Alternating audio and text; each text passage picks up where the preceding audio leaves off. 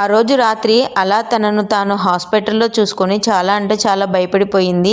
నాకేమైంది? నేను ఎందుకు ఇక్కడ ఉన్నాను? నన్ను ఎవరు తీసుకొచ్చారు? నా కొడుకు ఎక్కడ అని చెప్పి క్వశ్చన్ల మీద క్వశ్చన్లు అయితే అడుగుతూ ఉన్నది మెలకువ వచ్చిన తర్వాత. అప్పుడు నేను అన్నాను, ఆఫీస్ నుండి ఇంటికి వచ్చేసరికి మీరైతే కింద పడిపోయి ఉన్నారు. దాంతో నేనైతే హాస్పిటల్కి అయితే తీసుకొని వచ్చాను. మీ అబ్బాయి ఏదో ఆఫీస్ పని మీద క్యాంపుకి అయితే బయటికి వెళ్ళారు. దాంతో నేనే హాస్పిటల్కి తీసుకురావాల్సి వచ్చింది. ఇంకా ఇప్పుడైతే మీకు మెలకువ వచ్చింది అని అయితే చెప్పాను.